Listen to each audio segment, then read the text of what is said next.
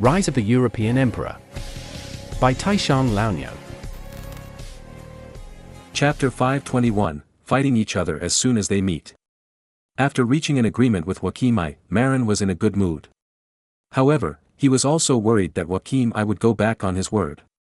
So, before leaving, Marin looked at Joachim I meaningfully and said, "Lord Joachim, I don't think you will go back on your word, right?" "Of course not." Joachim I shook his head quickly. In fact, he hadn't made up his mind yet. Whether to cooperate with Marin or with Frederick III depended on his flexibility during the negotiations. He would side with whichever side had more favorable conditions for him. For example, if Marin was in a weak position and got along with Frederick III, he would be exempted from compensation or land cession, and he would definitely choose to cooperate with Frederick III. But Marin would never give him a chance to regret.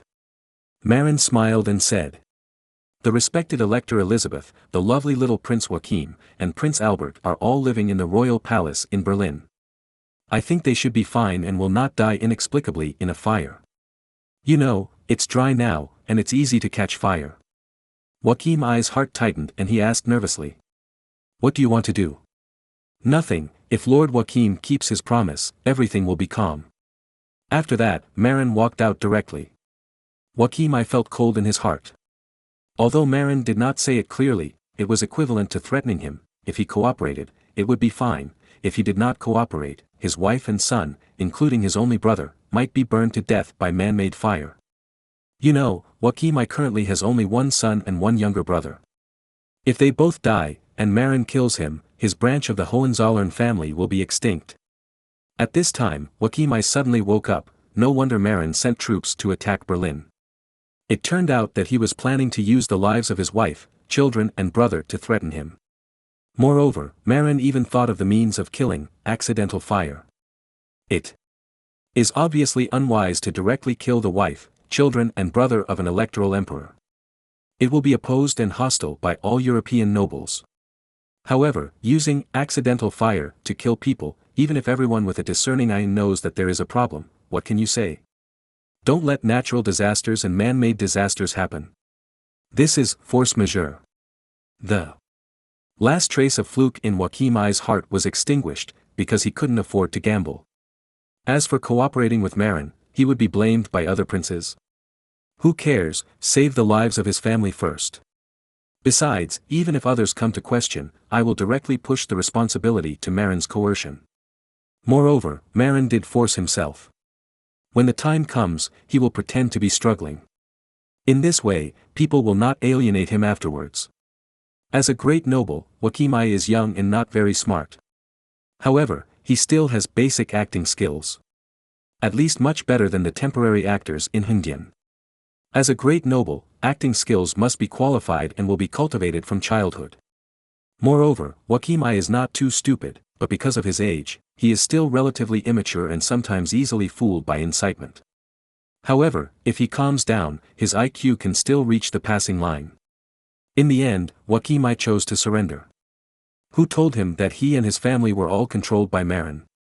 Seeing Joachim I's resigned look, Marin nodded and left. 2 days later, the large army arrived in Worms. The princes got the news in advance and ran to the east gate of Worms to greet them. Of course, it was not to greet Marin, but to greet Joachim I and King Hans of Denmark. "Oh, so many people are here to greet us. What a big battle." Marin was surprised to see nearly 200 nobles with thousands of guards appearing outside the east city gate. Of course, the princes were more surprised than him. "What's the matter? This guy is here, why bring so many troops? Want to use force against us?" Some nobles clamored. In fact, the reason why most of the princes gathered outside the city gate today was to give Marin a warning. However, how can he be powerful if he brings tens of thousands of soldiers? Try to move one. He will definitely be beaten into a pig's head. At this time, Frederick III saw that something was wrong and knew that he was not powerful. So, he changed his tactics decisively. "Everyone, don't look at how many people he brings. We just need to let him station the army outside the city and only bring a small number of guards into the city. When the time comes, when we enter the city and the city gate is closed, we will still have the upper hand. We don't fight him, but just put pressure on him together. His army has no excuse to attack the city, right? Everyone thought about it, and it was really right. When we come out, we will only bring dozens or hundreds of guards. Why do you bring tens of thousands of people?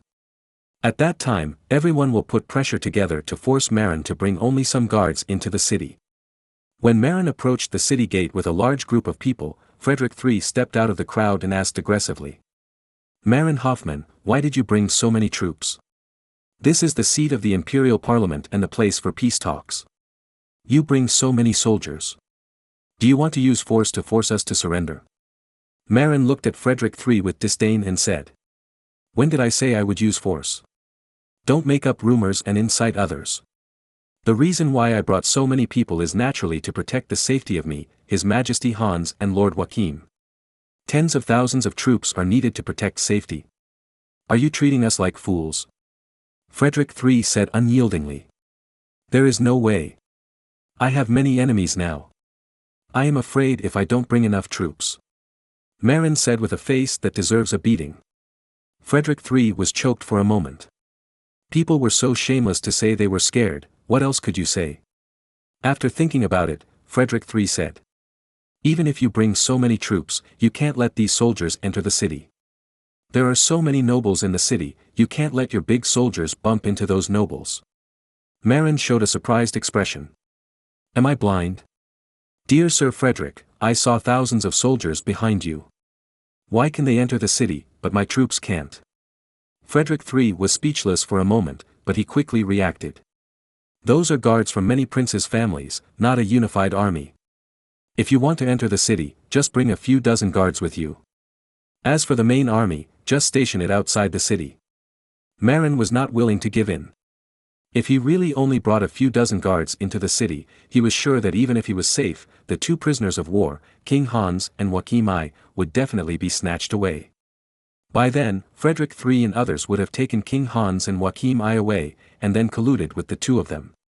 During the negotiation, he would be in a passive position. So, Marin shrugged and said indifferently. I've said before, I'm afraid of death, and I'm also worried about the safety of the two distinguished guests. So, I must bring all my men into the city. After that, Marin ignored Frederick III and went to greet the Archbishop of Cologne, the Archbishop of Mainz and other religious princes. Most of these secular princes were not very friendly, and those religious princes, although there were also unfriendly ones, had to weigh it because the Pope was on his side. Taking the initiative to show goodwill to them was also a way to save their face. I'm really sorry, I was too sleepy last night and fell asleep, so I didn't have time to update. In the middle of the night, I had a dream that I found a cow. Unfortunately, when I woke up, it was still empty. Then, I was horrified to find that I had delayed the update. So, I got up before dawn and continued to write. Chapter 522, Continue to Fight. Marin also discovered that the princes and nobles standing at the Gate of Worms were vaguely divided into two parts. One part stood beside Frederick III, and there were about 100 secular princes around him. Obviously, those people were in the same group with Frederick III. The other part was mainly composed of religious princes, but there were also a small number of secular nobles. Obviously, this other part of people did not intend to go against Marin. There were a total of 210 secular princes in the German region, but 75 of them were imperial cities. Therefore, there were about 135 secular noble princes in total. Of course, among these 135 secular noble princes, in addition to East Frisia, Schleswig and Oldenburg, which Marin himself controlled, there were also some forces belonging to the emperor. In addition, there were also powerful nobles with their own systems, such as King Vladislav II of Bohemia and Duke John II of Clever. These powerful nobles are powerful in themselves and do not need to form a group with others. Instead, some small princes will depend on them. Marin was a little depressed. Except for the neutral nobles such as Vladislav II, most of the secular nobles stood on the side of Frederick III. In fact, what Marin didn't know was that the secular nobles standing beside Frederick III might not have any deep hatred with Marin. However, they didn't like a rising star like Marin to suppress them. Therefore, although they stood on the side of Frederick III, many of them were mostly to suppress Marin's rising momentum, rather than to completely turn against Marin. Therefore, many of them accepted Marin's gift and promised not to send troops together, but still stood beside Frederick III to suppress Marin together. Because they knew that Frederick III was defeated and his strength and reputation had plummeted. If Frederick III was not given a boost, Marin would not be able to suppress it. Marin was too lazy to greet those secular nobles who had made it clear that they were going to oppose him, but it was too rude not to greet them. So, he simply ran to the circle where the Archbishop of Mainz, the Archbishop of Cologne, and Władysław II were. According to his current status, Marin is still only a duke, and his status is below that of the electors. So, he took the initiative to step forward and greet the Archbishop of Mainz, who was the Grand Speaker of the Imperial Parliament. At the same time, he also greeted the Archbishop of Cologne Hermann IV, the Archbishop of Trier, also called Jacob, and the secular elector Władysław II, who were standing next to Archbishop Jacob of Mainz.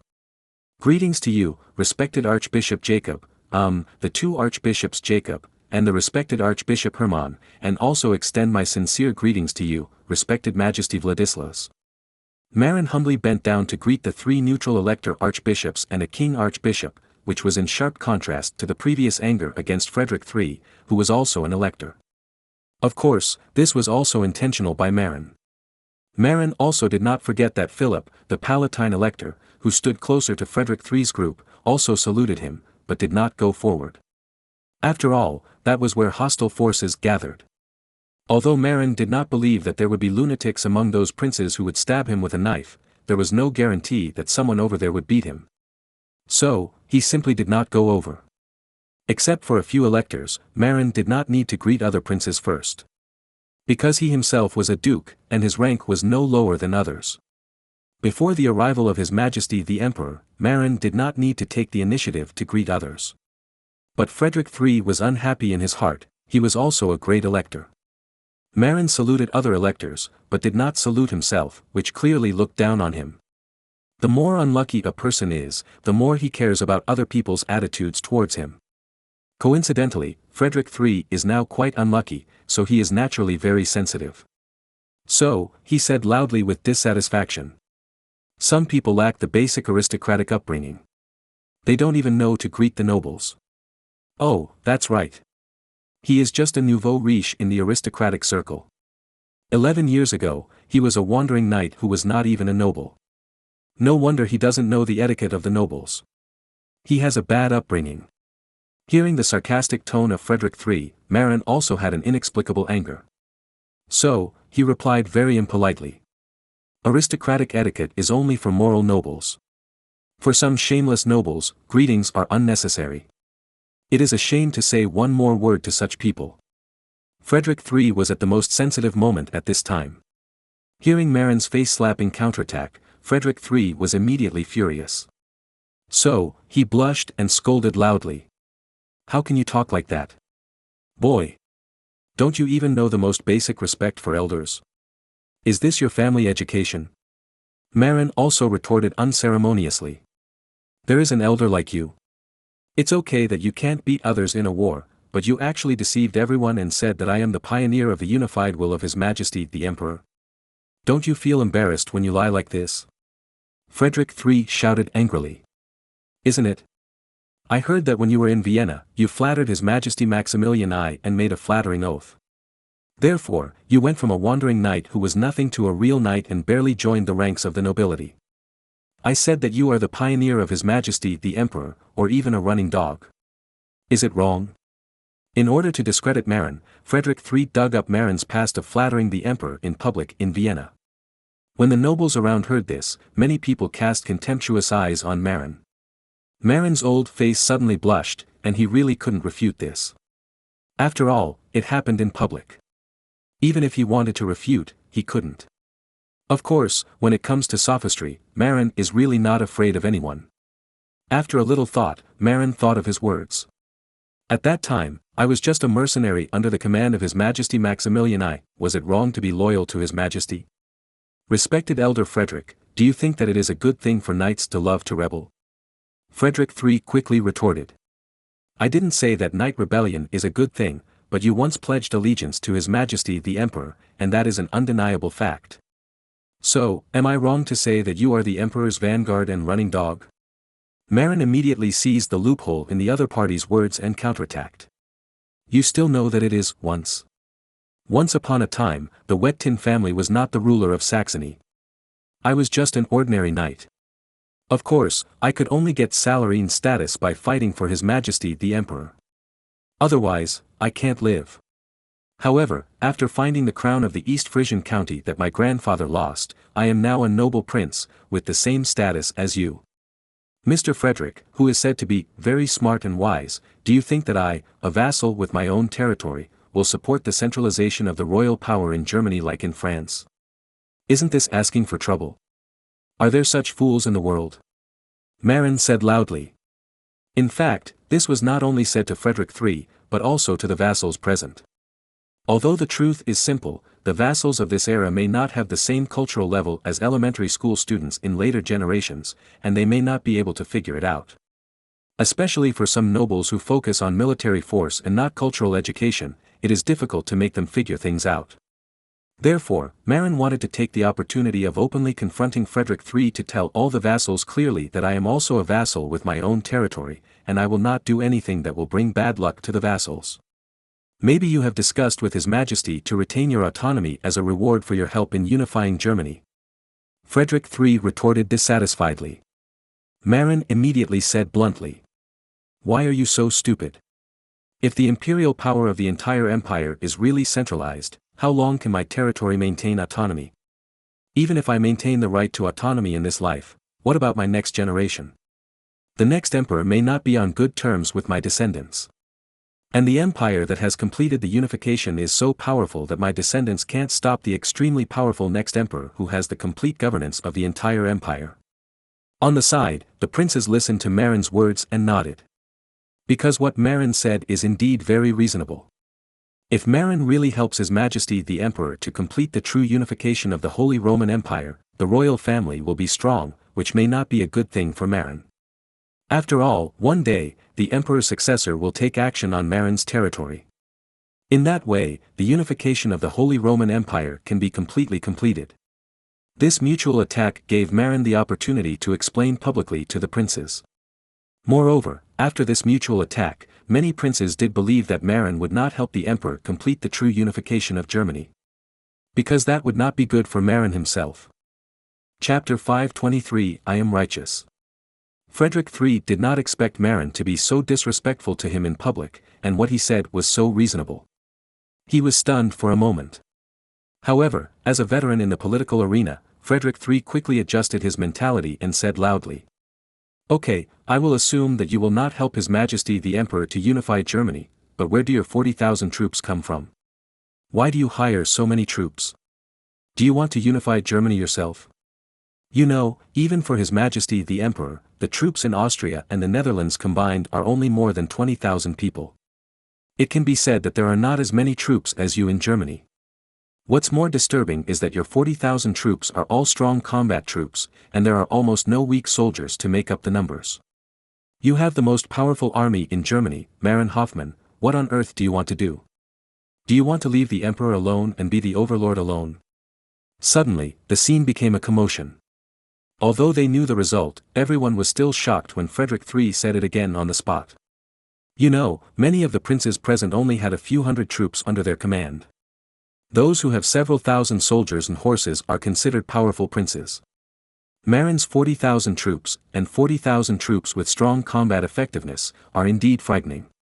And this is also the main reason why many princes agreed to stand on the side of Frederick III and jointly suppress Marin's rising momentum. Everyone's military strength is weak. You are so strong alone, what do you want to do? Even those religious princes, with the suppression of the Holy See, they also hope to suppress Marin in their hearts.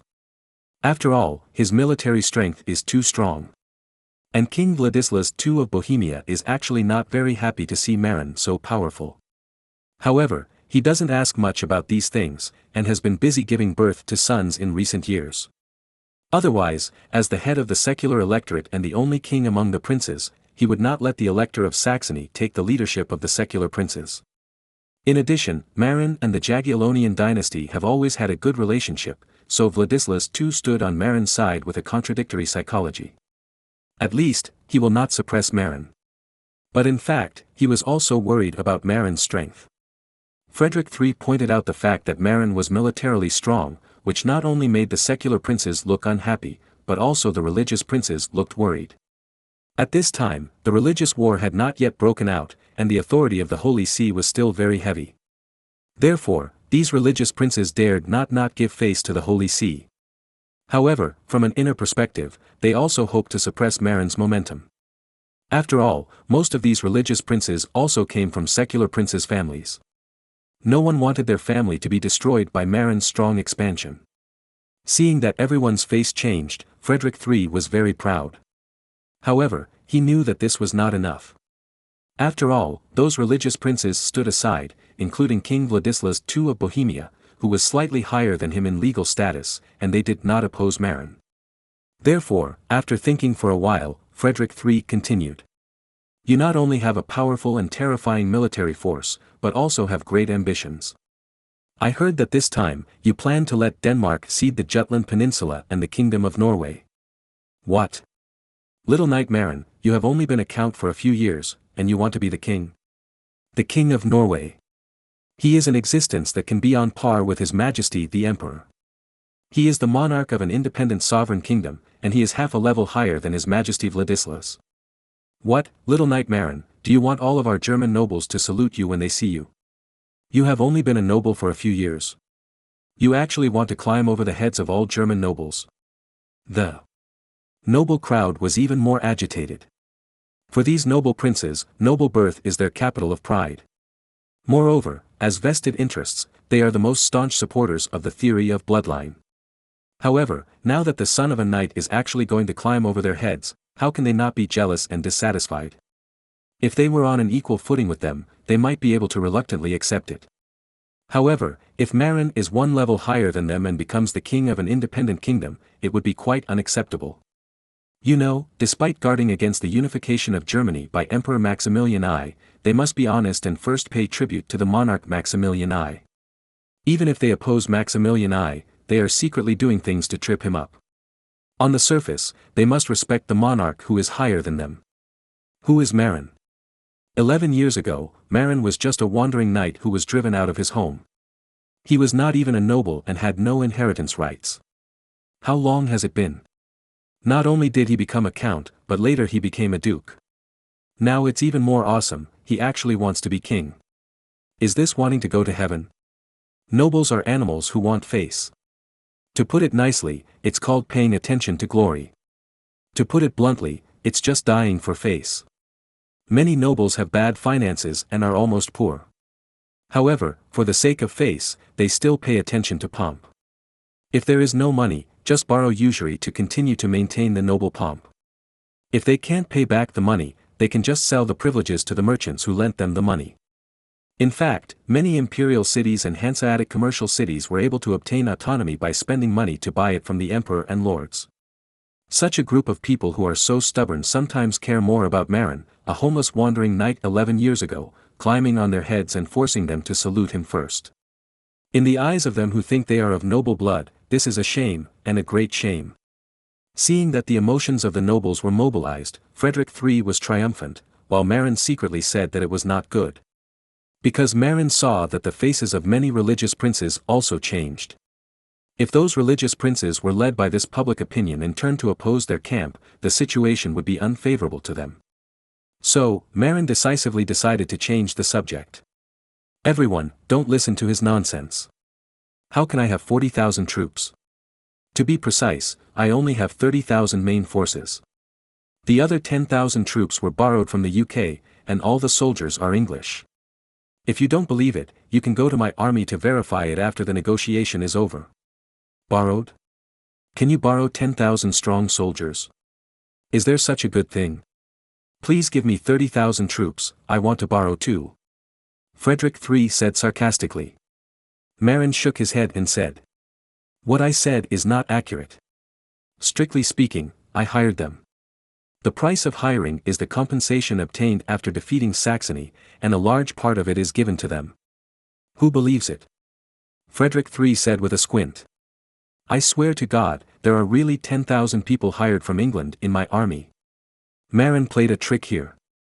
Those 10,000 people were indeed mercenaries he hired from England, and he was right. However, he concealed the fact that the owner of this army was himself. To outsiders, they thought he was hiring 10,000 English mercenaries from the leader of the English mercenaries. Even if everyone found out that it was wrong afterwards, there was no problem with Marin's oath. Seeing that Marin swore in the name of God, everyone believed it. After all, no one dared to blaspheme God these days. Theocracy was higher than secular power before the religious wars. But Frederick III was still unyielding. I remember that your 3rd Legion is still stationed in the homeland, right? So you still have 40,000 troops. Marin immediately retorted. That's the fake 3rd Legion. The real 3rd Legion has always been with me. The 3rd Legion stationed in the homeland are all temporarily recruited militia. Aren't you afraid that the homeland will fall and you will be homeless? Frederick III said in surprise. What am I afraid of? I have 30,000 main forces and 10,000 hired forces from England. With 40,000 troops in hand, who dares to attack my homeland? Besides, even the recruited militia can hold out for a long time relying on the solid city walls. Moreover, who dares to sneak attack my rear? Aren't you afraid of the revenge? Of my 40,000 troops? The decisive battle with your 50,000 troops directly determines my life and death. If I lose, with your shamelessness, you will definitely rob all my territory and make me lose everything. Therefore, the battle with you is the most important. If you win, you can keep everything and get a lot of compensation. If you lose, you will lose everything and become a poor unlucky person like a stray dog. So, I brought all the elite troops from my homeland. In the end, I won the bet. I don't plan to deprive you of everything after winning. At least, you are still the Count of East Frisia. Frederick III quickly denied. But in fact, he really planned to rob all of Marin's territory. Well, only leaving Texel Island to Marin, which was originally Marin's fiefdom. Besides, Frederick III didn't care about a small island. However, he would never admit it in this situation. Still not admitting it? I spent a lot of money to buy the intelligence, saying that you once said that you wanted to rob the East Frisian county. Marin said angrily. In fact, he was also pretending, just to deceive Frederick III. Unexpectedly, Frederick III really said such words, and more than once. So, Frederick III's old face turned red. Although it disappeared quickly, many people still saw it. Frederick III denied it again, but he didn't have enough confidence. Seeing this, Marin immediately followed up and said. Look at his face. How cruel is our Lord Frederick. I, Marin, went to war just to make others cede part of the territory. And he is so good, he directly wants to deprive the other party of all the territory. Such a greedy and vicious person, do you still believe him? The princes were stunned for a moment, not knowing what to say. Marin struck while the iron was hot and said. Everyone, have you ever thought about this? Although I, Marin, have gained a lot of benefits from winning battles, but which war was I the first to provoke? I was always forced to fight back, okay? So, I have always been on the side of justice. This is a small climax, I want to write better. It happens that tomorrow is the weekend, I have to think carefully about how to write it reasonably and well. It's really a headache. I am good at writing farming and development articles, but I am not so good at writing conflicts, so I have to think about it carefully. Chapter 524, The Decision to Sit on the Fence, Part 1, Frederick III's face changed when he heard Marin's words. But he was the most intelligent person among the German princes after all. If Marin had not had knowledge that was hundreds of years ahead, he would not be able to compare with him. He thought about it and quickly said. Are you just? In which war did you suffer a loss? Every time you win, you make a lot of money. Not to mention the county of East Frisia, how many years have you been the Count of East Frisia? You have occupied the county of Oldenburg, the duchy of Schleswig, the bishopric of Munster and the bishopric of Osnabrück. This area is much larger than my electorate of Saxony. If you are just, you should not ask for compensation from the other party. In his previous life, Marin was the second and third debaters in the university debate competition. Although he had never been the main debater, he was also very eloquent. So he quickly responded. I need to correct the fallacy in your words. The bishopric of Munster and the bishopric of Osnabrück were rewards from the Holy See after I sent troops to help the Holy See unify Florence. I didn't send troops to rob them, I got them openly and honorably. What about the Duchy of Schleswig? What about the County of Oldenburg? I remember that the County of Oldenburg is still under your control for no apparent reason. Frederick III pointed out a very fatal problem. Marin is now occupying the County of Oldenburg for no apparent reason. Moreover, because the County of Oldenburg is important, Marin does not want to let it go. Marin was unwilling to answer Oldenburg's question, so he avoided the Oldenburg issue and directly answered the question of the Duchy of Schleswig. It should be noted that I am a peace-loving person and do not like to use force against others. But at the same time, I also hate it when the enemy uses force against me. I asked Denmark to cede the Duchy of Schleswig to me in order to teach Denmark a lesson, so that people can understand that I am not easy to mess with. If Denmark and Earl of Oldenburg force me to cede Jever and I do not fight back and teach the other party an unforgettable lesson, then in the future, all the princes will think that I am easy to bully. In this way, today a prince wants to cede Auric to me, and tomorrow a prince wants to cede Emden to me. In a few days, I will have no territory.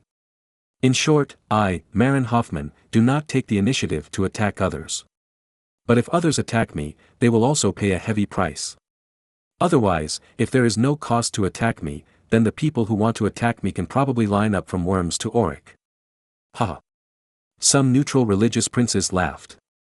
Obviously, what Marin said made sense. Then Frederick III wanted to talk about the County of Oldenburg. Seeing this, Marin interrupted. I am much better than some people. Some people have evil minds.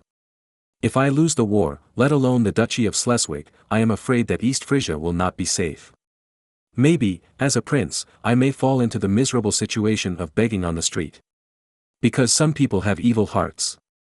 Frederick III was immediately angry, and he roared. Don't say I am evil, what about you? The County of Oldenburg did rob your Jever, but what about now? Haven't you also occupied the entire County of Oldenburg? Aren't you evil? Seeing that he couldn't avoid this topic, Marin had to pick it up. The reason why I still station troops in Oldenburg is because the County of Oldenburg and I are enemies. The County of Oldenburg and the County of East Frisia are next to each other.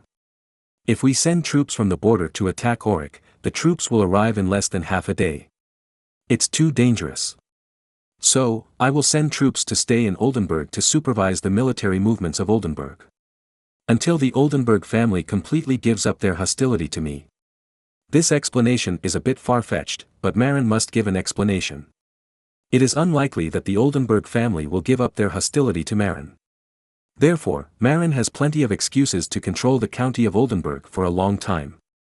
Besides, I didn't treat the Earl of Oldenburg and his family lightly. Their treatment is no different from usual, and they even live better. This is true. Except for the restrictions on their freedom, Marin is not stingy with the food and drink expenses for the members of the Oldenburg family, and they are treated preferentially. But their freedom is restricted. Even the imperial parliament cannot send anyone to participate. Freedom is restricted? No. In the past, members of their family stayed in Oldenburg and rarely went out. Now, they can still move freely in Oldenburg. Moreover, I recently planned to invite them to enjoy Las Vegas, the prosperous new town at the mouth of the Elbe River. Las Vegas is very fun. There are beautiful women from the Ross region who provide considerate and gentle services, as well as various exciting chess and card games. The church opposes gambling, so Marin can only speak more obscurely. In short, the Earl's family will live a happy life. While explaining, Marin did not forget to give a soft advertisement for his gambling city, Las Vegas. Frederick III was speechless. Marin was as thick-skinned as him. He accused him of annexing Oldenburg, but Marin avoided the question without changing his expression, and even promoted his casino and silver den. It was simply. Marin immediately added. Okay, respected Lord Frederick, I am still a good person. If I were as cruel as you, I would have taken everything from Denmark when I defeated Denmark last time. According to your approach, I would have been the king of Denmark and Norway by now. Don't you think so, Your Majesty Hans? King.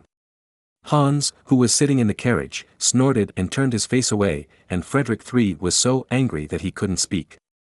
Marin was too lazy to continue to argue with him, so he waved his hand and said. Okay, I'm too lazy to argue with you. So, let's go into the city first. Frederick III calmed down and said. Enter the city.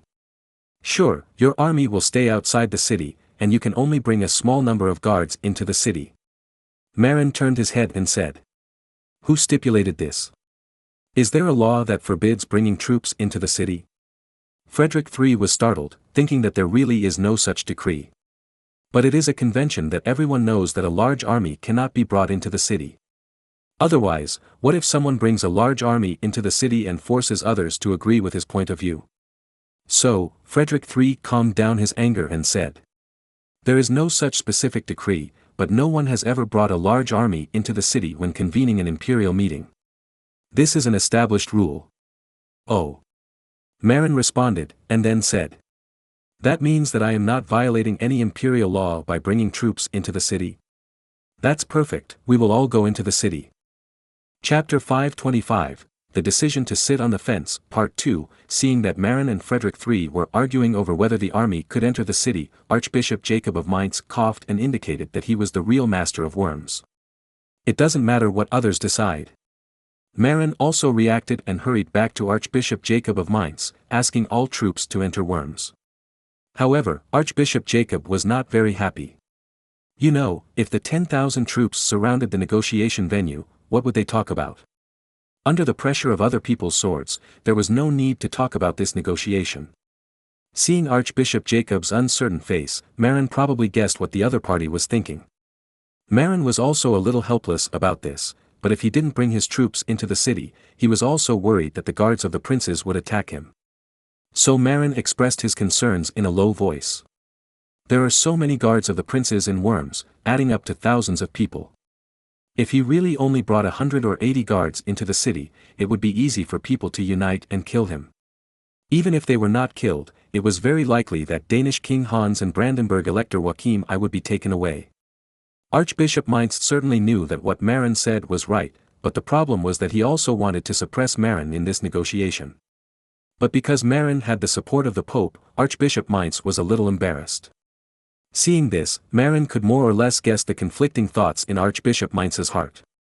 Therefore, Marin decided to do something practical. So, he took Archbishop Mainz's hand and whispered. Lord Jacob, please let me talk for a moment. Archbishop Mainz didn't understand, thinking that Marin wanted to bribe him, so he followed him to the side. But then, what Marin said moved him more than bribery. Lord Jacob, if you agree to my troops entering the city, I can ask His Holiness the Pope to promote a descendant of the Liebenstein family as an assistant bishop, or even a bishop within a few years. Jacob of Liebenstein couldn't help but be tempted. Why? Because Liebenstein is a very small autonomous region, roughly equivalent to the size of a township, a very small existence in the earldom, and a very poor existence.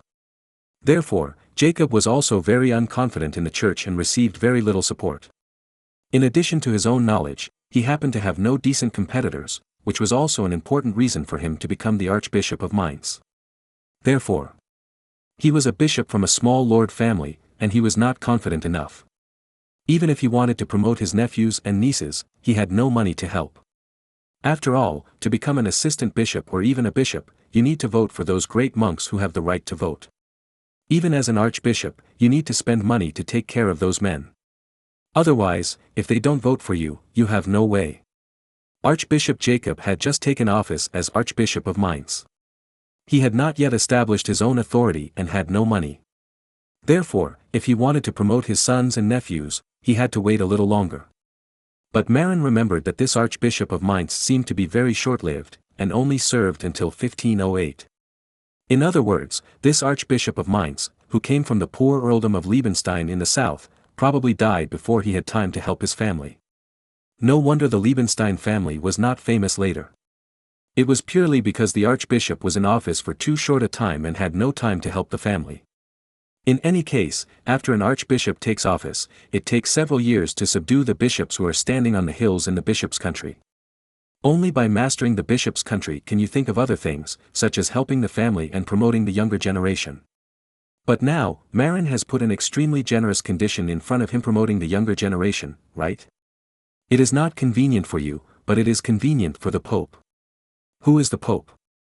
They can directly promote the archbishop to a cardinal. You know, although the Archbishop of Mainz is an elector, he is just an archbishop of a province in the church. The Cardinal Bishop of Rome is higher than him. Specifically, the Archbishop of Mainz is only equivalent to the provincial governor level in the church, while the Cardinal Bishop is at the level of the presbytery. The Cardinal Bishop has the power to elect the Pope, while the Archbishop of the province does not. Of course, if it comes to benefits, the Archbishop of the Bishop State is more profitable. But when it comes to religious power, it's the other way around. But as the chief religious leader, the Pope wants to promote a young priest, which is as easy as drinking water. Maybe, if the Pope wants to promote a cardinal, he needs to say hello to the Roman cardinals. But to promote an assistant bishop and a local bishop, there is no need to go through the cardinals of the Roman College of Cardinals, and you can decide for yourself. Even the cardinals of the Roman College of Cardinals can privately promote some auxiliary bishops. And this is also an important source of income for the Roman cardinals in private. Others bribe them, and they use the religious power in their hands to promote small local priests. This is because those cardinals, although in Rome, are often responsible for remotely leading some local provinces. This kind of province is a pure province, not an independent religious vassal state, and these cardinals have the right to appoint those provinces responsible for pairing. Therefore, most of the cardinals are not poor, and they have enough oil and water. The cardinals can easily promote a young priest, let alone the supreme pope. It is as easy for the Pope to promote Jacob's descendants as auxiliary bishops as drinking water. But the problem is that Archbishop Jacob doesn't believe it. Lord Marin, do you really have a way to let His Majesty the Pope do this for you? Obviously, Archbishop Jacob is not unmoved, but he doesn't believe that Marin can point the Pope. Marin thought, what's the big deal? I'm not asking your juniors to be cardinals. I've already promoted the juniors of 2 bishops. One more of you won't make much difference. So he explained. Lord Jacob, you know that I have a very good relationship with His Holiness the Pope. Even when His Holiness returned to Rome, he was escorted by my men. In addition, I conquered Florence with the Holy See, and the Holy See gave me the bishopric of Munster and the bishopric of Osnabrück. Would this work for someone else? Archbishop Jacob of Mainz nodded, but he was still worried. I know you have helped His Holiness the Pope a lot, but the Pope has already rewarded you with 2 bishoprics. It stands to reason that he should have repaid your favor. Will he continue to help you now? Archbishop Jacob was not wrong.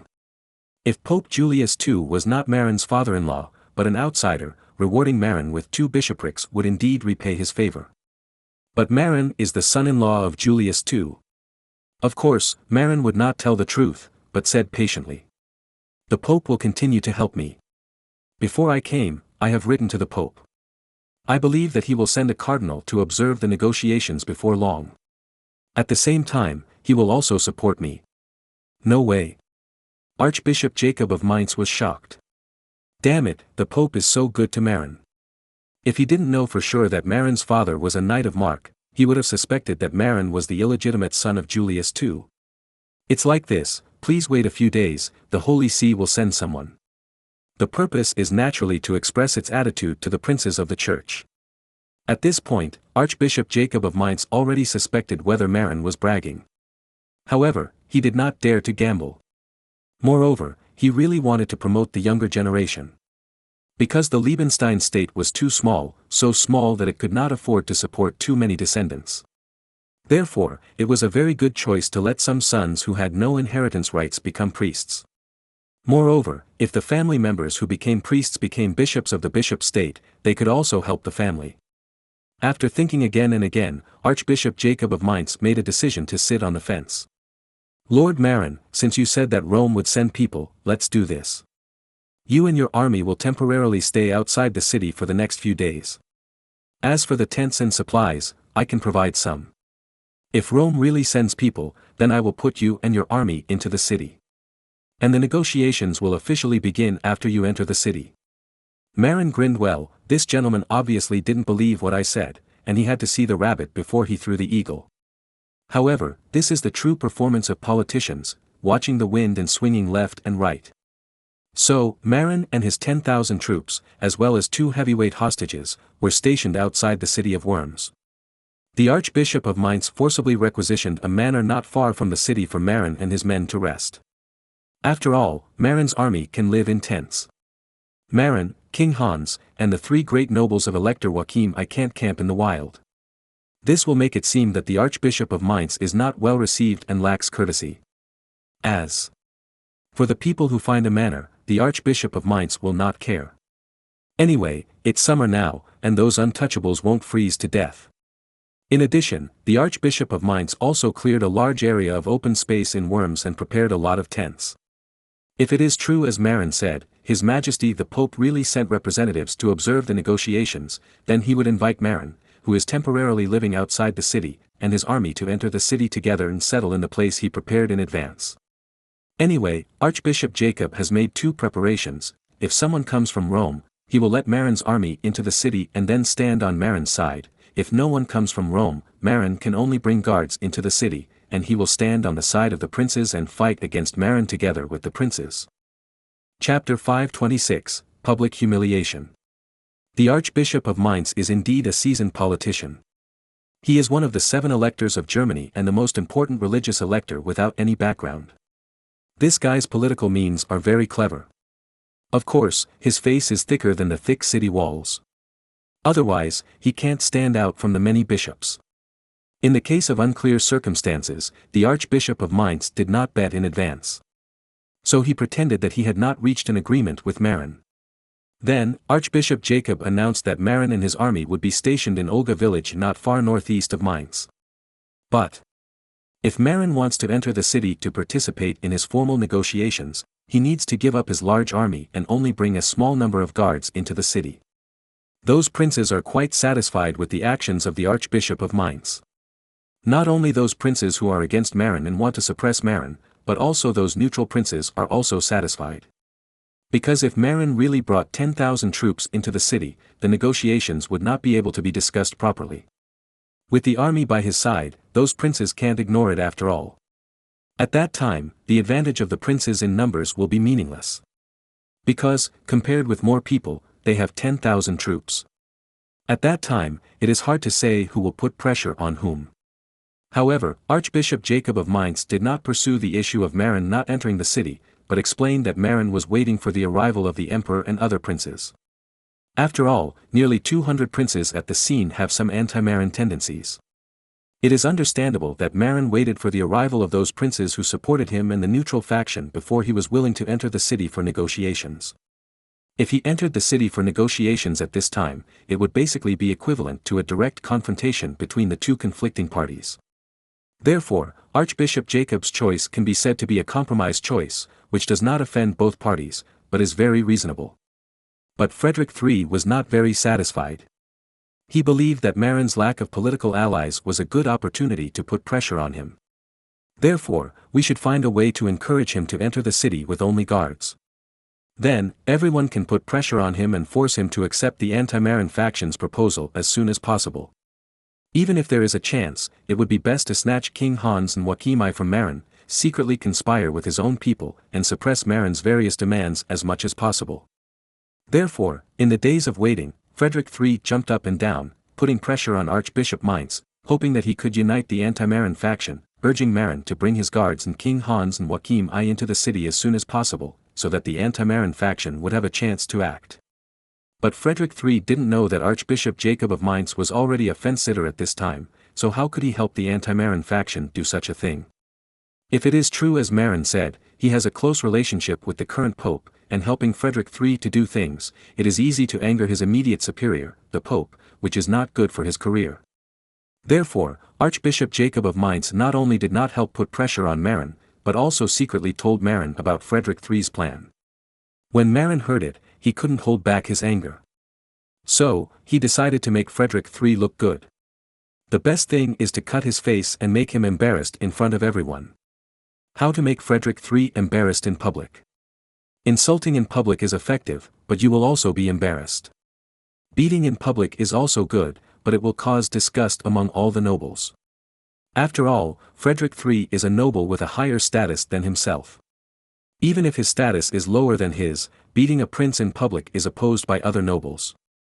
After thinking about it, Marin finally thought of a trick duel. In Europe, dueling is a very sacred thing, it represents the honor of men. If you refuse to duel, you will be ridiculed. Of course, for the nobles, if they deal with duels, they may not need to go out in person, they can send their own men to duel on their behalf. Marin also thought about this problem, but he was not worried. Why? Because he has a perverted Khan under his command. Khan is invincible in infantry battles, and even in cavalry battles. After 10 years of training, he has almost no rivals. I remember the strong Saxon knight Mavis I met when I accompanied Adler to find his wife. At that time, Khan could defeat the opponent in foot battles, but he was no match for him in horse battles. But after several years, Khan would not lose to that knight even in horse battles. In addition, the powerful knight named Mavis, although also from Saxony, was a knight of the Duchy of Saxony, a subordinate of George, not a subordinate of Frederick III. How to say Frederick III, he loves reading, is known for his rich learning and respect for scholars.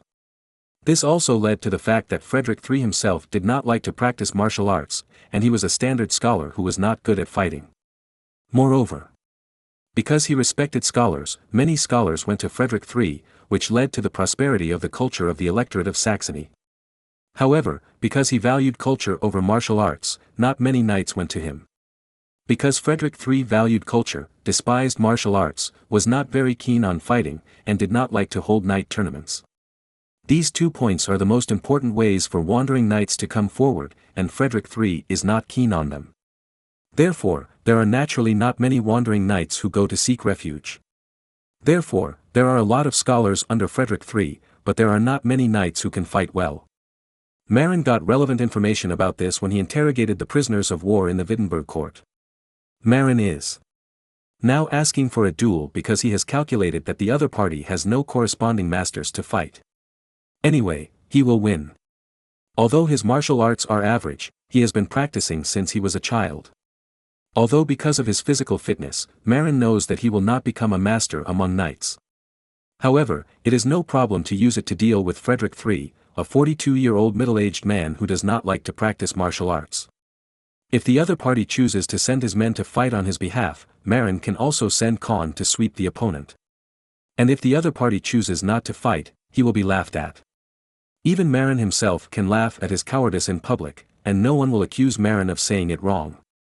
Because this is the rule in ancient Europe. You know, Pushkin, a famous Russian poet, had to participate in a life-and-death duel for honor. As a result, a poet would never fight, so he died at the hands of his opponent. It was not until the end of the 19th century that the civilization level of European and American countries improved, and the barbaric act of life-and-death duel was explicitly prohibited. After preparing everything, Marin led 5,000 men to the outside of Worms with great fanfare, cleared the area at the city gate, and built a duel arena. Then, Marin, with a few loud-voiced men, came to the city gate and openly challenged Frederick III to a duel. You, the Saxon noble named Frederick. As an upright and brave knight, I am extremely angry that you have slandered me again and again in front of everyone. Therefore, now, in front of so many nobles, I want to invite you to a duel. It would be best if you come out in person, and I will duel with you personally. After a few seconds, Marin shouted again. Of course, respected Lord Frederick, if you feel that you are a coward and as timid as a woman, you can refuse the challenge. However, I require you to put a woman's purse on your head in public. In this way, you don't have to duel with me. As soon as he finished speaking, the men around Marin cooperated and laughed, as if they had really seen the ridiculous scene of Frederick III putting a woman's purse on his head. On the top of the city wall, many neutral nobles could not help laughing when they heard Marin's vicious ridicule. Only Frederick III's allies and younger brothers did not laugh. However, many of them also tried hard not to laugh. Otherwise, it would be a disrespect to Frederick III. As he was talking, suddenly, one of Marin's men came from a distance on horseback, holding a red woman's inner treasury in his hand. It turned out that Marin had specially sent a guard to the surrounding villages to buy a woman's inner treasury. It is easier to humiliate people with real objects. Just like Zhuge Liang gave a set of women's clothes to Sima Yi, it was a naked humiliation. In the Three Kingdoms period, Sima Yi could accept it shamelessly without changing his face, but it was not possible in the Middle Ages in Europe. Because the face of the nobles is very important. Often, knights shouted, "Glory is my life." Marin hung the newly bought red women's underwear on the top of the lance, then rode his horse and carried it to the city gate, shouting. "Lord Frederick, did you see it? This is a underwear that was just taken off a young girl not long ago, and it still has the girl's body fragrance and temperature. If you are timid and afraid of death and dare not fight, you can wear this on your head. The fragrance of the girl will make you intoxicated. Standing on the top of the city, Frederick III looked at Marin's frivolous movements and behavior, and the bright red women's underwear on the tip of the lance, and was so angry that he trembled all over. He pointed at Marin angrily and said, You bastard, puff dash. He spat out a mouthful of old blood, and then he collapsed to the ground and fainted. Suddenly, there was a panic on the top of the city. Frederick III's guards shouted in panic. Lord Frederick! What's wrong with you? Lord, wake up! Go find a doctor, quickly. The Lord has fainted and needs timely treatment. Marin was also stunned at the top of the city. Fainted? Too outrageous. Could he be pretending to faint? In fact, Frederick III did pretend to faint. Because he knew very well that he couldn't beat Marin. And his men seemed to be no match for Marin's bear con. As an opponent, how could Frederick III not understand Marin's situation, and naturally knew the existence of Con, the pervert. Therefore, no matter who he sent to the duel, they would inevitably be beaten or even killed by Marin or Con. Of course, it was true that he was so angry with Marin that he vomited blood. After vomiting blood, the quick-witted Frederick III simply pretended to faint. In this way, he avoided continuing to deal with Marin. People fainted, who are you going to duel with? In this way, by pretending to be unconscious, Frederick III successfully escaped the duel. And Marin, after wandering around the city gate for a long time, felt bored and withdrew with his men. Anyway, the purpose of humiliating and damaging Frederick III's reputation today was basically achieved. Besides, there are still many days to come. Chapter 527 The Polish-Lithuanian Marriage Proposal Team. Marin is not a fool. After going back and thinking about it, he realized that the other party was probably pretending to faint. Moreover, this is the best choice for the other party. However, this pretending to faint also has a price. For example, Frederick III pretended to faint, not only to deceive Marin, but also to deceive those princes. Otherwise, Frederick III would be collectively despised by those princes. Europe is still in a barbaric era and advocates violence. Therefore, it is obviously very embarrassing to avoid a duel by pretending to faint in the eyes of those barbaric princes. Therefore, Frederick III pretended to faint, not only to avoid himself, but also to avoid those princes in the city. If it is seen as a fake faint, it will be very embarrassing, and it will also lose a lot of powder. Under normal circumstances, Marin estimated that the next day, Frederick III, who pretended to faint, would find an opportunity to announce that he was woke up. Then, continue to stir up trouble in the city and speak ill of himself in front of the princes. Therefore, Marin intends not to give the other party this opportunity. How to do it specifically? That is, every day he led people to challenge Frederick III and asked for a duel. The other party had no choice but to continue to pretend to be unconscious. Once Frederick III pretended to be unconscious, he could not appear in front of the princes in the city, nor could he discredit Marin in front of the princes. Because if those princes saw Frederick III jumping around and saying bad things about Marin, but did not respond to the challenge, they would strongly despise him. So, early the next morning, Marin continued to run to the outside of the city gate with his men and horses to challenge Frederick III.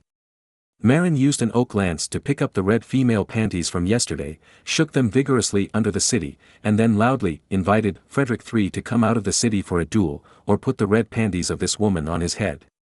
Frederick III, who had planned to get better and wake up today, was suddenly frightened and continued to lie in bed and dared not jump out.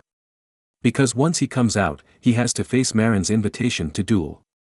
So, the crowd found out that Frederick III, the Elector of Saxony, who fainted yesterday, was still lying in bed today and couldn't come out. This is not good news for the crowd who are looking forward to a wonderful duel. Only some experienced nobles saw Frederick III's plan. In theory, Frederick III's way of dealing with this matter is very smart and sophisticated. However, he met Marin who didn't play by the rules. He fainted on the first day, and came again on the second day, as if he would not let the other party go unless he piked, so that Frederick III couldn't wake up now, and could only stay in bed in the hot weather. If he came for a few more days, he would probably get prickly heat. But in the next few days, Marin was like an addict, coming to challenge every day, forcing Frederick III to be unable to come out and jump, and he couldn't conspire with everyone for countermeasures. The weather in August was the hottest and most humid, but Frederick III could only lie in bed and pretend to be sick under the coercion of Marin. He felt that he might not only get prickly heat from being covered, but also get hemorrhoids. While watching the jokes of Frederick III, several cunning nobles had to admire Marin's cleverness. It was rare that he forced Frederick III, who was good at using tricks, to this point. But the problem is that Frederick III is 42 years old and has rich experience. And Marin, who is only 27 years old, is so cunning as a fox. How could they know that Marin, with the age of 28 in his previous life and the 11 years after crossing, is almost 40 years old mentally? Although his talent for conspiracy is not as good as Frederick III, he has too much knowledge and tricks in his mind in his previous life. With the knowledge and experience that are hundreds of years ahead, he is not inferior to Frederick III. However, Marin's background is a shortcoming, and he has always been excluded by the traditional aristocratic circle. Even if Marin is really the blood of the Bloch family, the traditional ruling family of East Frisia, the Bloch family was regarded as barbarians by the German nobles and was not allowed to enter the imperial court. As a descendant of the Bloch family, Marin was naturally not in the eyes of those traditional nobles. It is precisely because of this that Frederick III, the representative of the traditional nobles, can suppress Marin in the imperial parliament. Marin also knows that his reputation and origin are far inferior to Frederick III, so he desperately tries to find a way to hit the other party's reputation. For example, this time, you can duel, but what's the point of finding a woman's red pants? And ask the other party to wear it on his head. Frederick III was so scared that he pretended to faint, but Marin still didn't let it go, and challenged him every day, asking for PK. In desperation, Frederick III had to lie in bed every day and pretend to be sick. If it were other seasons, lying in bed wouldn't be so bad. But now it's August, the hottest and humid season. In the days without air conditioning, lying in bed on a hot day is not a pleasure, but a torture. Just as Marin was asking for a duel every day outside the Gate of Worms as he did every day, a large diplomatic team came from the east. The marriage proposal team sent by the King of Poland and the Grand Duke of Lithuania Alexander arrived. The team was led by the Foreign Minister of the Grand Duchy of Lithuania, Berezki. This is nothing. The princes of Worms have seen the Foreign Minister before, and the Emperor has seen him many times. But the problem is that Berezki is too pompous. He came just like that. Why did he bring a full 3,000 plate armor knights behind him? Is he here for a visit or to fight? This is not counting the 6,000 attendants brought by the 3,000 plate armor knights. The whole team added up to more than 9,000 people, almost tens of thousands. The Archbishop of Mainz personally welcomed Berezki into the city and entertained him warmly. The banquet was grand and many princes attended. After all, if you don't look at Berezki's face, you have to look at Alexander's face. Who is Alexander? That's the King of Poland and Grand Duke of Lithuania. Perhaps the King of Poland or Grand Duke of Lithuania alone can only be regarded as the same level as the Elector. But the two powerful countries combined are almost the same as the Holy Roman Emperor Maximilian I, just slightly lower. But in terms of influence and real power in the country, it is even more than Emperor Maximilian I. Therefore, the princes warmly entertained Berezki. Moreover, some princes even planned to temporarily borrow the 3,000 plate knights and 6,000 knight attendants brought by Berezki to fight against the 10,000 troops brought by Marin to facilitate negotiations. But after 3 rounds of wine, Berezki opened his mouth, and the princes present were all dumbfounded. Why? Berezki made such a big scene, not to show off his military power, but just to propose marriage. That's fine, but who else can he propose to? But he has to propose to Marin. Isn't this embarrassing for everyone? Moreover, this guy proposed marriage, and brought 3,000 plate armored knights. Including attendants, he brought nearly 10,000 people. Isn't this to boost Marin's momentum? Marin originally brought 10,000 troops, plus Berezki's nearly 10,000 troops. How can the negotiations proceed? So, the originally harmonious atmosphere of the banquet suddenly became dull. Many princes had sad faces and couldn't drink any more wine. Chapter 528 The Pope's Visit. However, Grand Duke Alexander did not completely bet on Marin. Therefore, although Foreign Minister Berezki, who was authorized by Grand Duke Alexander, brought people to boost Marin's momentum, he was still friendly to the German princes in Worms, and did not look like he was here to help their opponent Marin. If he was 100% supportive, Berezky's most correct approach at this time should be to refuse the hospitality of the German princes in Worms, and then take the army directly to the village outside the city to join Marin. However, Berezky did not do so, but first accepted the hospitality of the princes in the city, and then took people to join Marin the next day. Marin was naturally dissatisfied with Berezky's move. However, he also knew that Grand Duke Alexander was indecisive and timid.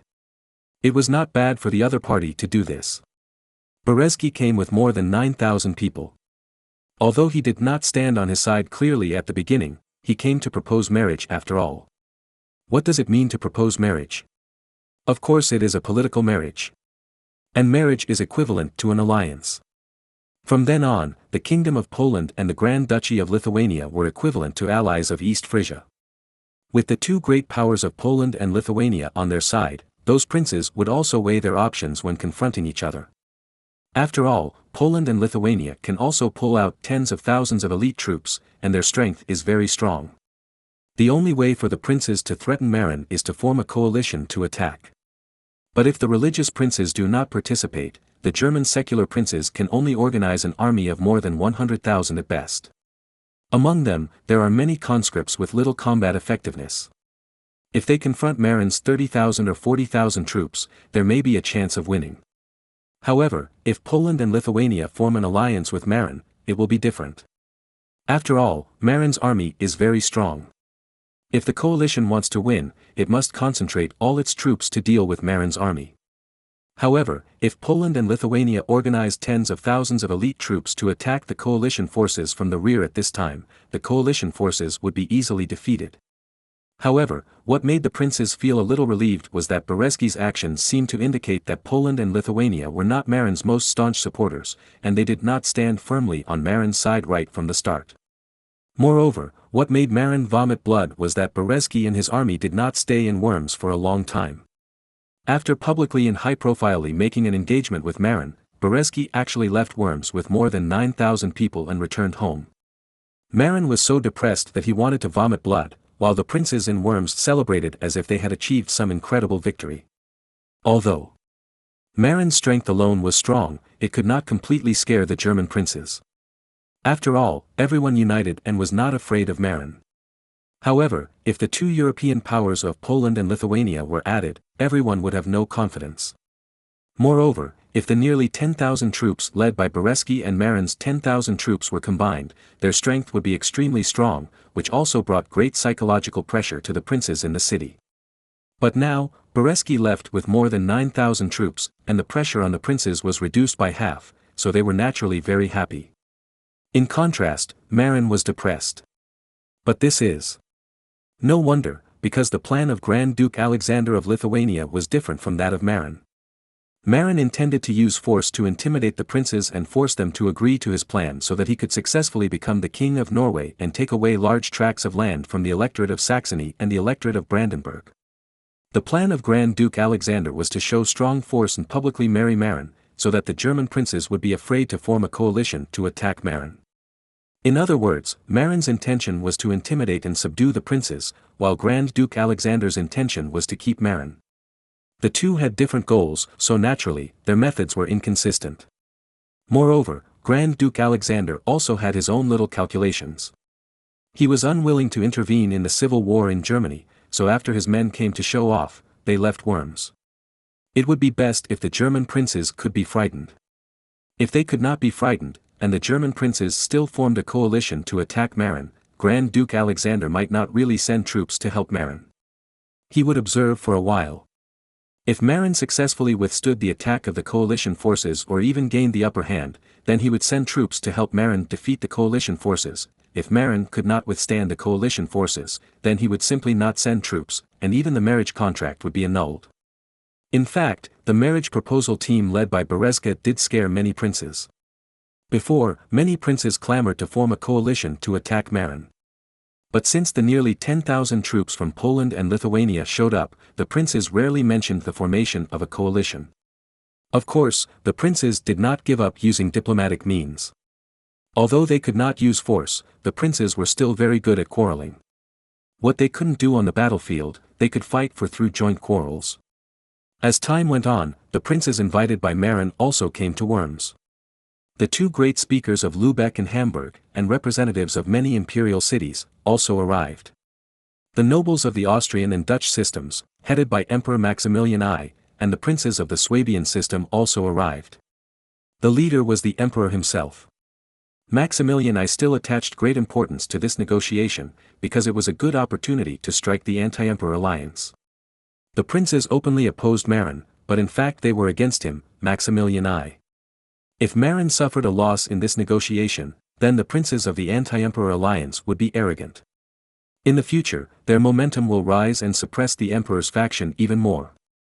On the contrary, if Marin wins this negotiation, then the princes of the anti-emperor alliance will be suppressed and it will be difficult for them to continue to grow. Therefore, in this negotiation, supporting Marin is actually supporting himself.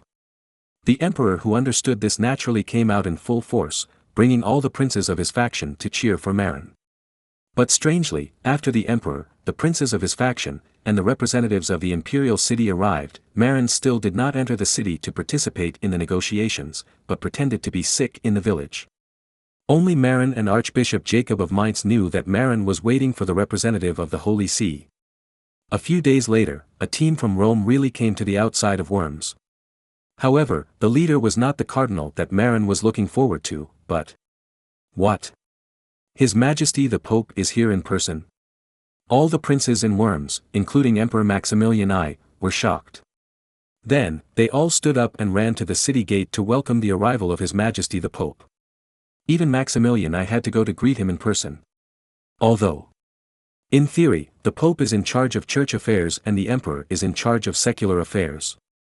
However, the Emperor needs the Pope to crown him. Coincidentally, Maximilian I has not yet been officially crowned by the Pope. Therefore, Maximilian I must now please the Pope. When Marin learned in the village outside the city that the Pope's father-in-law had come, he was also shocked. So he did not pretend to be sick, jumped out of bed, quickly put on his clothes, and went to the gate of Worms with his entourage to greet his father-in-law. Chapter 529, Arrogant. Marin, with his entourage, rode on horseback and galloped quickly to the south gate of Worms, where he saw the carriage of Pope Julius II. Julius II was actually very angry when he went north to Worms this time. Marin was his son-in-law, and this shameless boy had taken over his only two daughters, which was shameless. So, seeing his only son-in-law in trouble, he had to help. After all, Marin's son Caesar also had his blood flowing in his veins. When Marin died in the future, his grandson Caesar would inherit his vast territory and title. Therefore, no matter what, he had to help Marin withstand this wave of pressure so as to leave enough territory for little Caesar to inherit. Originally, Marin planned to ask Julius II to send a cardinal to help him stand up. But Julius II knew that this might not be enough. After all, although the religious princes of Germany could not compare with the cardinals in Rome in terms of religious status, they were also princes in charge of one side. The cardinals had a higher status than them, but they were not as practical as them. In the face of the cardinals, the religious princes would definitely give face to the cardinals in general. However, when it comes to major interests, those princes may not hesitate to offend the cardinals and insist on their own opinions. If the Pope asks about it afterwards, they can completely shirk it and say that they thought it was the cardinal's intention. As the Pope, if he comes in person, these religious princes will have to weigh it. There may be secular monarchs who dare to directly refute the Pope's face, but it is definitely not the case for those religious princes. If the Pope gets angry, he can excommunicate them. Secular princes are still princes without religious membership. At most, their reputation will be ruined, and no one will be willing to join you, and then they will become lonely. But the prerequisite for a religious prince to become a prince is that he must be a priest. If he is expelled from the church by the Pope, he will lose all his power in an instant and become penniless. Therefore, Julius II decided to rush to Worms in person to participate in this negotiation in order to deter those religious princes from taking risks and choosing to join the coalition to fight Marin. Unless they want to taste the taste of excommunication. Sure enough, after seeing the arrival of the Pope's carriage, all the religious princes changed their faces. Before, they had received the Pope's decree and knew that the Pope and Marin had a good relationship. However, they never thought that for this negotiation with Marin, the Pope actually came to stand up for Marin in person. This can no longer be said to have a good relationship. Only hardcore allies will have this treatment. Before, some religious princes did have other ideas and wanted to take this opportunity to suppress Marin, the newly rising noble. As for the Pope's decree, what's wrong with the Pope helping to say a word? There are so many people who have a good relationship with the Pope. Besides, this time it was the many German princes who jointly attacked Marin, and they just fished in troubled waters. Even if the Pope wanted to investigate, the law could not hold everyone responsible.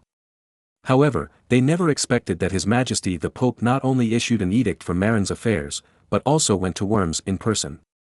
His Majesty the Pope sat on the side, which priest had the courage to touch the friends of the Holy See? Even if they fished in troubled waters, they dared not. Because the Pope was watching in person. Although they were not convinced in their hearts, many religious princes knew in their hearts that they must put away any thoughts of attacking Marin this time. Otherwise, the Pope's revenge would come in a rush. The reason is very simple: the Pope personally helped Marin stand up, and you still messed with Marin in front of the Pope. Isn't it a slap in the face of the Pope? Who else should I do if I don't mess with you? And Archbishop Jacob of Mainz sighed in his heart, and his heart was very complicated. With the Pope in person, he no longer had to sit on the fence and waver, and he could make a choice. Before, he was a little skeptical about Marin's promise to promote one of his nephews. But now, he completely believed it. His Majesty the Pope has personally come to Worms to stand up for Marin. What's the point of helping to promote a younger generation? So, he stood on Marin's side without hesitation. Archbishop Jacob let all of Marin's 10,000 troops into the city. As for the reason, is it enough to protect the safety of His Majesty the Pope? In this way, in the eyes of many resentful princes, Marin led 10,000 troops with the convoy of Pope Julius II into the city of Worms. Moreover, he occupied the Magpie's Nest and moved directly into the Worms Cathedral. The Pope came in person, and Archbishop Jacob of Mainz gave up the Worms Cathedral to receive the Pope and his entourage. What made the princes gnashing their teeth was that Archbishop Jacob had moved out, but Marin, a kid, moved into the Worms Cathedral with the reputation of protecting the Pope's safety. At the same time, he also showed them his close relationship with the Pope. Of course, Julius II did not come here to support Marin. It would be too ugly to say that. Julius II came to Worms in the name of inspecting church affairs in the German region. The reason for participating in this negotiation is coincidental. But the princes present are not stupid. Before, Julius II also issued an edict to the religious princes to protect Marin. Now, the negotiations are about to begin, and you suddenly show up. What else is it if you don't support Marin? Those secular princes who have not received the Pope's edict before may not know, but the religious princes must know the Pope's intention. Moreover, Marin still refused to enter the city after Emperor Maximilian I arrived in Worms, and everyone was still confused. Now, many people suddenly realized that this guy was waiting for His Majesty the Pope. But, this guy has a good relationship with His Majesty the Pope, right? Can you actually determine in advance that His Majesty the Pope will come in person to support him? In fact, Marin was also surprised. He only asked Julius II to send a cardinal to support him, and he never thought that Julius II would come in person. How could this be called support? It was clearly a mountain pressing down on one's head. But it was also good. At least, with the Pope himself in person, those religious princes would not have the courage to respond to Frederick III. As a result, Marin's arrogance became arrogant, and he was invincible during the first meeting. Moreover, in front of hundreds of princes, he pointed at the nose of Frederick III, the Elector of Saxony, who wanted to speak, and cursed. Shut up. What qualifications do you have to put forward conditions in front of me? You are the loser and you accept everyone's mediation. Now is not the time for you to put forward conditions. You listen honestly. If you don't accept mediation, then we will continue to fight. Anyway, there are more than 20 cities in the electorate of Saxony, and they are said to be very rich. Frederick III was so angry that his face turned red by Marin's face-to-face insults, and most of the princes on the side had a bad look on their faces. Although Frederick III, the Elector of Saxony, was defeated, he was still one of the most distinguished electors of the Holy Roman Empire, second only to His Majesty the Emperor. However, now he was scolded by Marin like a child, pointing at his nose and scolding him, which was a complete loss of face. Therefore, many princes felt sympathetic and frowned. If another noble said this, everyone would not have such a reaction. But who is Marin? He was a wandering knight who was not even a noble 11 years ago. In the eyes of most nobles, he was just an upstart in the aristocratic circle. Now, this upstart in the aristocratic circle arrogantly pointed at the nose of the Saxon prince with the longest history in Germany and insulted him. Many old nobles couldn't stand it. However, because the Pope was sitting on the side and supported Marin, they didn't get angry on the spot, but most of them looked unhappy. Chapter 530 Pretending to be pitiful. Both negotiating parties had their own demands and bottom lines. Frederick III proposed that he could pay compensation. In addition to the ransom of about 1 million golden gold coins for the 15,000 captured Saxon troops, he was willing to pay hundreds of thousands of gold coins to make up 2 million golden gold coins to redeem Wittenberg, his brother's family and the great nobles of the electorate of Saxony. As for ceding land, Frederick III was absolutely unwilling. Saxony had already been divided into two after the Leipzig division incident. If the territory was ceded to Marin, there would not be much place left. Now, the territory of the electorate of Saxony is less than 10,000 square kilometers. If the territory is ceded, there is really no difference between the electorate of Saxony and an ordinary duchy. Therefore, Frederick III's attitude is that compensation is fine, but territory cannot be ceded. Besides, the electorate of Saxony has more than 20 cities, all of which have developed industry and commerce. 2 million golden gold coins look very scary, and ordinary duchies can't afford it even if they are beaten to death. But the electorate of Saxony is different. The industry and commerce of the electorate of Saxony can be regarded as the most developed part of the German region. Moreover, Saxony's industry and commerce are matched. It is not a simple business, but a combination of developed handicrafts and commerce. With the convenient water transportation of the Elbe River, it is not surprising that it has developed here. Although he despised Frederick III, the old fox, Marin had to admit that without the support of modern knowledge, the Saxony region was the region that attached the most importance to industry and commerce. And Frederick III was also one of the few monarchs among the German princes who attached great importance to business. The German princes were generally poor and only knew how to find food on barren land. Therefore, they were generally poor. It would be very difficult for an ordinary duke to come up with 200,000 gold coins. But the electorate of Saxony was different. When the Elector Ernst was dividing the family, he specially selected the most fertile and flat north, as well as most of the prosperous cities. The Duchy of Saxony left to Duke Albrecht had many mountains and relatively few cities. Therefore, the electorate of Saxony not only has developed industry and commerce, but also good agriculture, and is a very rich country. Frederick III can become the leader among the princes. In addition to his wisdom, it also has a lot to do with his wealth. Just like in later generations, Wang Wanda and Mataba are very rich, and whatever they say is regarded as a classic. Even if they may not get money from Frederick III, a wealthy local tyrant, the princes usually please him. Just from the harvest of looting Wittenberg, Marin knows that paying money is nothing to Frederick III. Because Frederick III is one of the few local tyrants in Germany in this era. But the problem is that Marin is not short of money. As a traverser who has mastered modern agricultural technology and uses low-cost, high-return coal-to-salt cooking technology, Marin is not short of money or food. What he lacks is only land and status. Therefore, Marin naturally does not approve of Frederick III's proposal to pay money but not cede land. Marin's proposal is to pay money, mainly ransom, according to market price. In addition, the electorate of Saxony needs to cede a territory equivalent to that of an ordinary county. Probably, it is equivalent to 2,000 or 3,000 square kilometers. Anyway, Marin made his request according to the area standard of the county of East Frisia. Frederick III was immediately furious. The electorate of Saxony currently has an area of only 8,000 or 9,000 square kilometers. If you want to take away 3,000 square kilometers of land, wouldn't that be equivalent to taking away 1/3 of the territory of the electorate of Saxony? You know, when Elector Ernst was selecting land, he specially selected places with many cities, flat terrain, and fertile land, leaving only the second-rate areas for his brother Albrecht.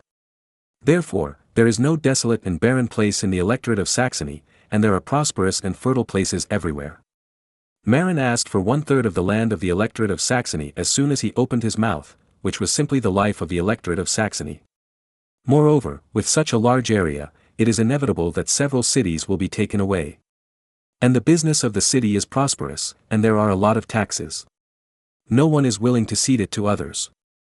Therefore, Frederick III jumped out in a hurry and loudly opposed Marin's request to cede territory. But unexpectedly, Marin now had the Pope's support, and his self-confidence was overflowing. He was a little too proud and didn't take Frederick III seriously at all. So, he loudly accused and reprimanded Frederick III like a kindergarten teacher yelling at a naughty child.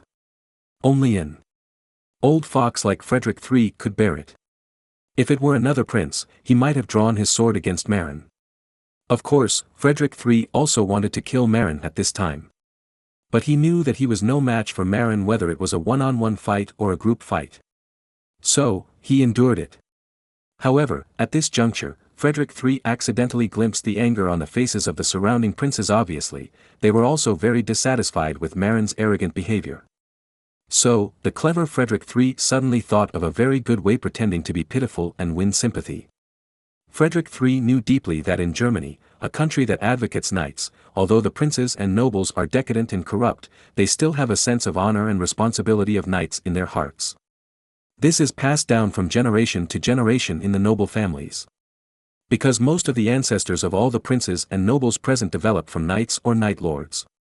And there is a very important quality in the virtues of knights, that is compassion. What is compassion? It means sympathy for the weak. Although the cunning nobles have weak compassion, there is still a little bit. Moreover, Marin has long been blackened by him as a villain at the level of the great demon king.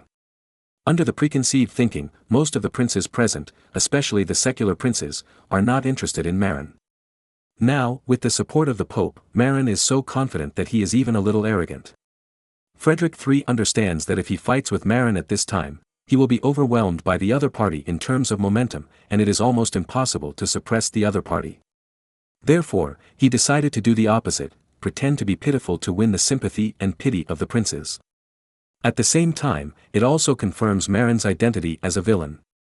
After understanding this, facing Marin's aggressive and unreasonable reprimand, Frederick III pretended to be terrified, took several steps back, and almost fell down. Seeing Frederick III's terrified face, Marin, who had just sprayed the other party, was also stunned. What's going on? Is my word so lethal? Then, something that overturned his cognition appeared. Frederick III's face was full of fear, and then turned into sorrow. He bowed to Marin and said in a pleading tone, "Please, don't cede the land of Saxony. It is my fault to take the initiative to provoke the war. I was just moved by my sister's crying, and I helped Denmark in a hot-headed way.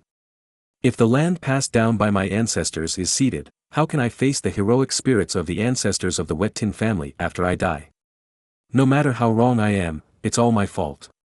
Please don't take away the fiefdom of the Wettin family. If you are not satisfied, I can sacrifice my life to calm your anger. But please don't deprive our Wettin family of their hereditary land." After that, Frederick III closed his eyes with tears in his eyes, as if waiting for Marin to kill him to vent his anger.